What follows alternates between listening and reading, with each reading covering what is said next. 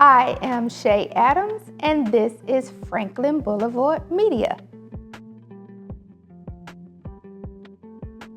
So originally I was born and raised in Tallahassee, Florida, but I joined the Gastonia community in 1990. So I claim both Tallahassee and the Gas House. Well, both of my parents are from the Gastonia area, and my father, when he graduated Lincoln Academy, it wasn't integrated. So he wanted to continue his education at HBCU. And my mom, they integrated schools her senior year, so she actually graduated from Bessemer City High. And they married young and went to community college, and then my dad went to the military, and then he went to FAMU, and then my mom went to FAMU as well, and they had me. In 1989, my mom had a really bad car wreck, and it could have led me to foster care. However, my uncles and aunts, they would rotate coming to stay with me in Florida until my mom was strong enough to decide to move to Gastonia. So the summer of 1990, I moved to Gastonia. I kind of had some friends here, the neighborhood friends. So my family was from Love Heights, Gastonia. So I moved in with my oldest aunt, who I call my grandmother, and then my mom came, and then we eventually, well, she, not me, she bought a house in Crowder's Mountain. So Love Heights and Crowder Mountain, those are my two places that I grew up. I went to Yorkchester for 9th grade because we were still on the junior high system. And then I went to the greatest school in Gaston County, the Hunter Huss High School. I was baffled because in Florida, I was going to be going to high school. So when I got here, I'm like, what do you mean 9th grade is not high school, it's junior high? So that totally confused me. And then some of the subjects that I had to take as a 9th grader, I'm like, I already took that in Florida as an 8th grader, but they wouldn't accept any of that. So I'm like, okay, whatever. And then when I was younger, my parents used to always take me to Florida A&M University football games, and that's when I saw the Marching 100.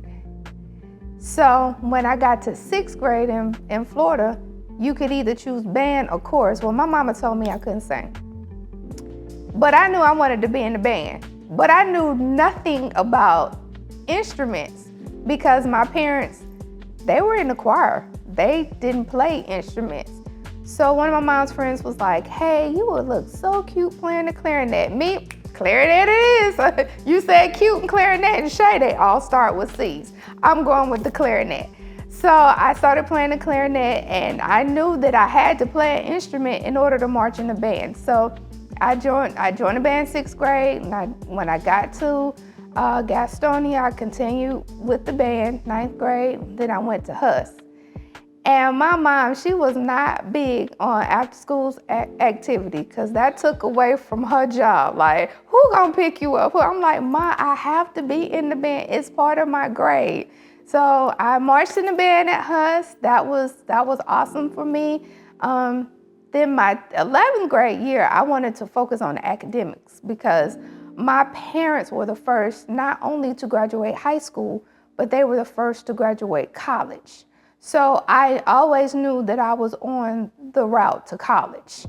And I knew that FAMU had the best band in the land.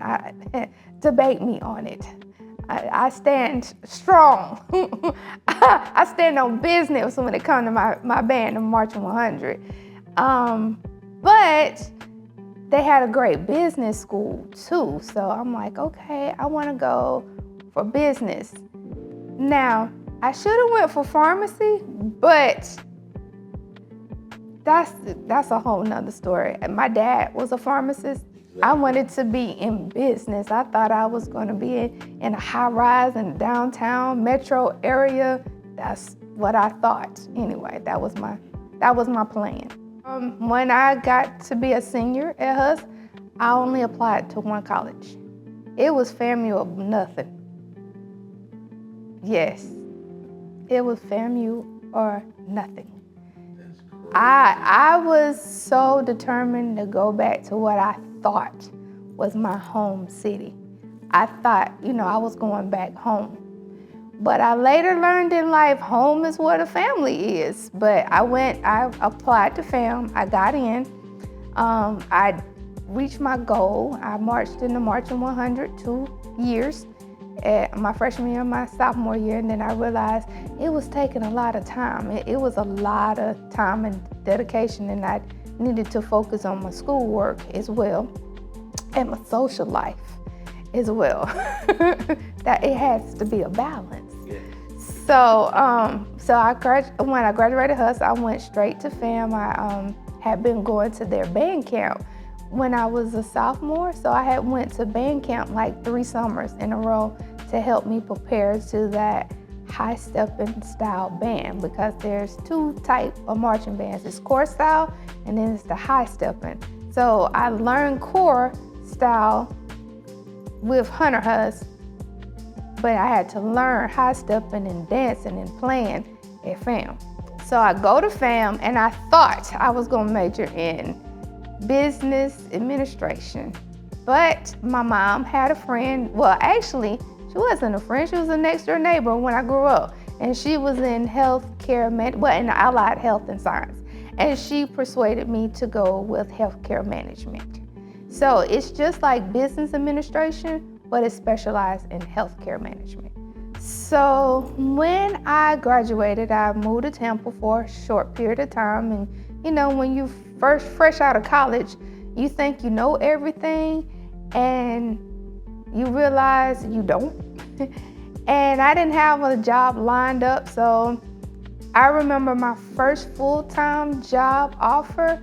Do you remember the intro, outro on Kanye West College Dropout? And he's talking about being the secretary. That was real life for me. My first job offer was being the secretary to a secretary at a hospital.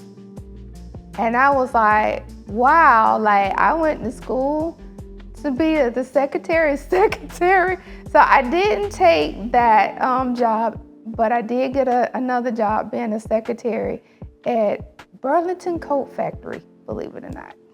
So I kind of did secretarial work. And in 2003, my father's mother, so my paternal grandmother, became real ill, and they didn't think she was going to make it. And since I was like fresh into my career, my mom had a serious talk with my dad and I, and she was like, one of y'all got to come back and help grandmother. So I chose the short straw since I wasn't so deep into my career. So I moved to Gastonia, and I got a job doing one-on-one work. And that started my career in the human services field. So I think back then they called it community-based support. So my title was associate professional. And then I moved up to mental health case work. And then from mental health case work, I switched over to foster care case work. And then I became a licensing specialist, meaning that I would recruit people to become foster parents, and then I would get them licensed through the state. And I would do in-services to make sure that they had their what we call CEUs, which is continuing educating units each year.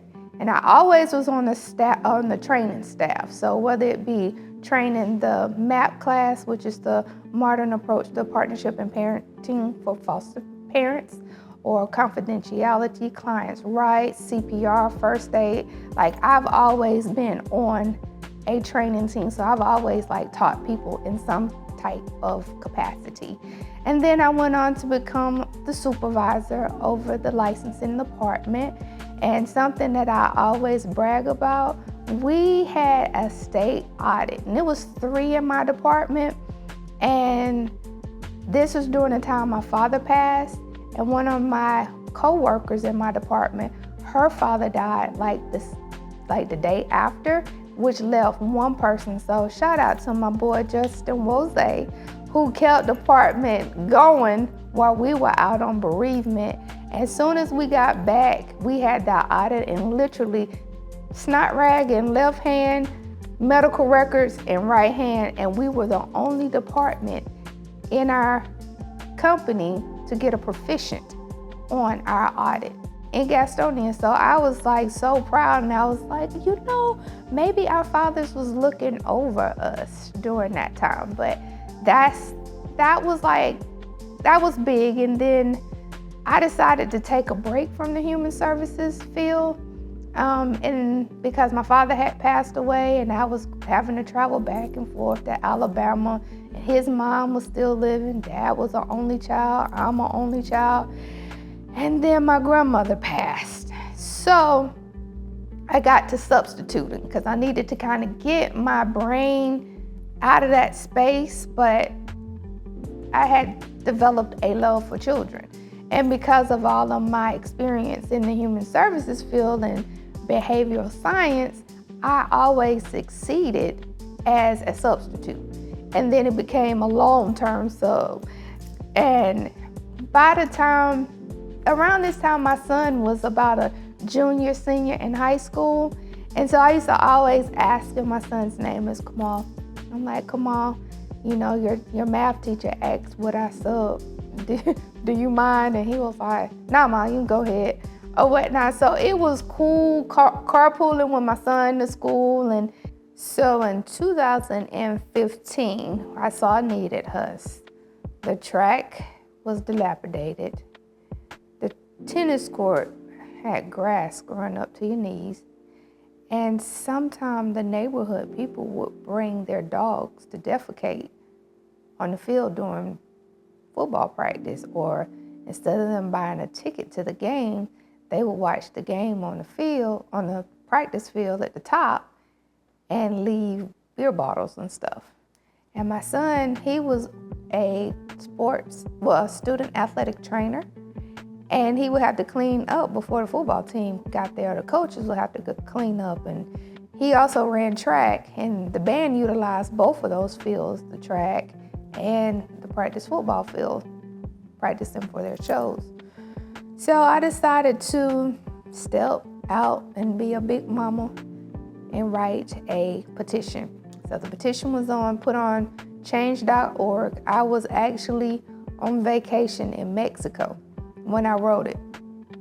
And then I sent it back to some other parents, some concerned parents, to proofread it. And then we uploaded it. Within 24 hours, it had over 1,000 signatures on it. Some of the people that left comments were other parents, alum, friends of us. But one particular thing that stuck out to me was a surveyor for Gaston County Schools. And he indicated there was other things that he had evaluated and sent to the school board that needed to be fixed, that was worse than other schools that were getting their needs met. So I advocated to the school board and to the county commissioners per my two coaches. So I had two advisors, one being Miss Jennifer Davis and the other one being Walker Reed. And they told me what I needed to do. And one thing Walker always said to me, this won't happen overnight, Shay, so I hope you're here for the long run. And he will always use the proverb, the squeaky wheel gets the oil. And I think about that as being kind of twofold, because one of my uncles used to always call me Squeak because of my voice always being high and whatnot. And I was like, let me find out that Squeaky is about to squeak this little wheel in the school board and the county commissioner. So I teetered between the county commissioners and the school board for almost a year, going and talking, reading the comments that were left and speaking before them. And I guess they got tired of me because they granted Hunter Huss $110,000 earmarked money to renovate some of the things that I requested. So they didn't do the tennis court, but they were going to do the fence. But at the time, Coach McCoy decided to put his portion of the money towards the field for the track and field portion. So the track got resurfaced and everything. But I noticed during COVID, they put the fence around the practice field. So we have gotten 2 items that I petitioned for back in 2015. So we actually got the track surfaced in the spring of 2016, and that was like wonderful.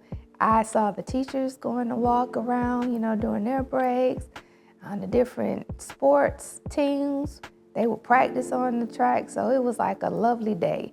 Even Southwest had a track meet on the new track because the feeder schools didn't have track, which would be Yorkchester and Southwest. So it was beautiful. So fast forward, I noticed that monies weren't being poured into us like it used to, like when I was there in the 90s.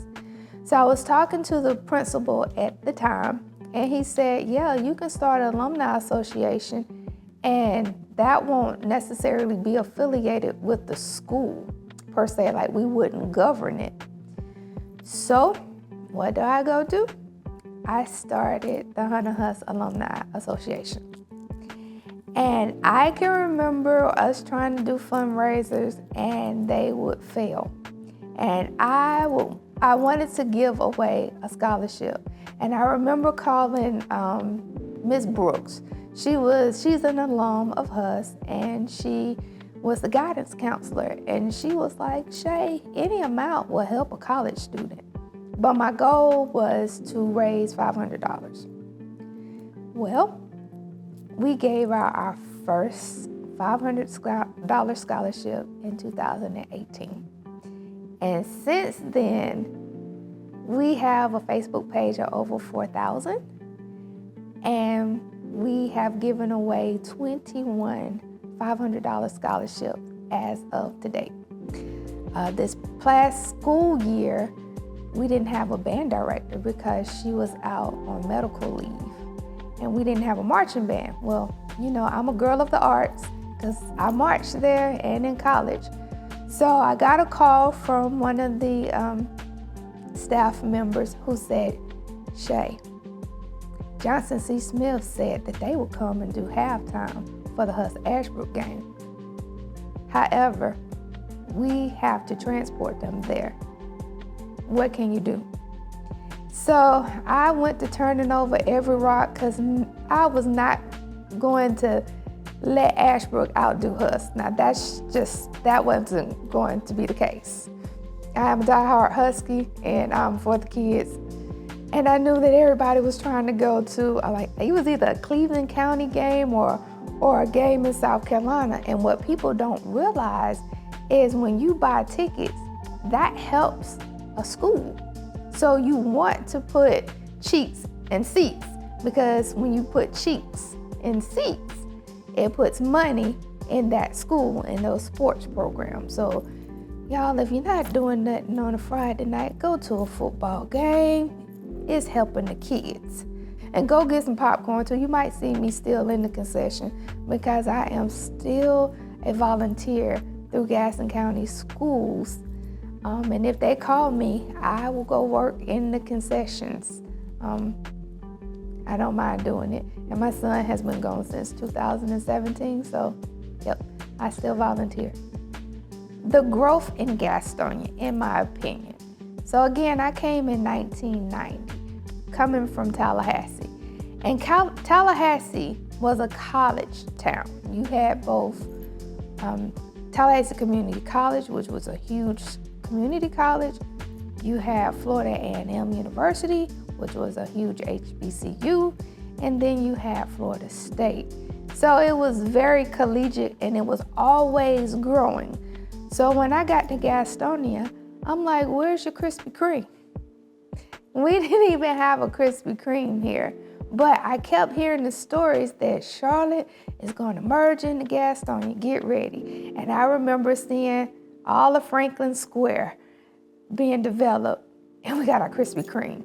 That was the big thing, because I remember when you could take your report card and you get a donut for every A. So I remembered that. And so I kind of seen the development of Gastonia, and then I moved away because, I went to college, and I came back in 2003, and it seems like we kind of got stagnant. And then we went through the pandemic. And then I had the opportunity to go through the Citizens Academy and really, really find out what the developments were going for Gastonia. And I can truly say we are progressing, and we are busting out the seams, and we are about to put on our big boy pants and see some things really shake and move here. And I'm excited about it.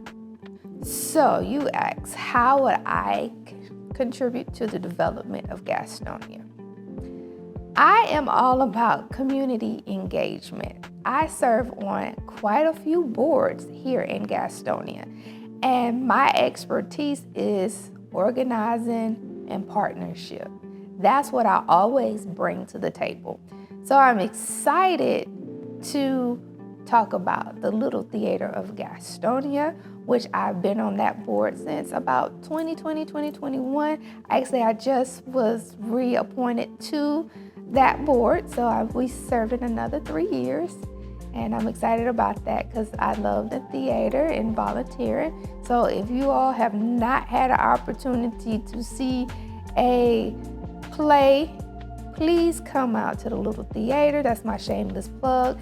Every first Saturday of a play is pay what you can, so you can pay as little as $1. So there's no reason why you haven't been exposed to the theater. Another board that I sit on, of course, is my Hunter Hustle Alumni Association, which I get the alums involved, and we put our scores for the games and encourage them to come, pay their dues so we can feed teachers for teacher appreciation, give scholarships. We have paid overdue lunch. We have brought Johnson C. Smith this last football season because we didn't have a marching band due to our band director fighting a medical issue. And we just do a lot of things. Another organization that I'm proud to announce that I haven't really announced, I was just appointed this July to the City of Gastonia Parks and Rec Advisory Board. So I'm looking forward to help developing more programs with the Parks and Rec and get our kids engaged into those programs. Oh, I forgot another one, Highland Community Art Park. So Highland Community Art Park is located where most Gastonia natives would know as Big Daddies. So shout out to Big Daddies, serving the community for years. Unfortunately, that building became dilapidated. And on this board, I have learned that that area was the Black Wall Street of Gastonia. So what we try to do is commemorate the Black Wall Street of Gastonia through art. So please go by the former Big Daddy's location and see what we are doing at the Highland Community Art Park. One thing I will like to say about our community, we are a very diverse community, and we will work together to get everything done. I have seen it through all of the programs that I work through, and I'm proud to say, even though I'm not a native, I'm definitely a Gas House girl.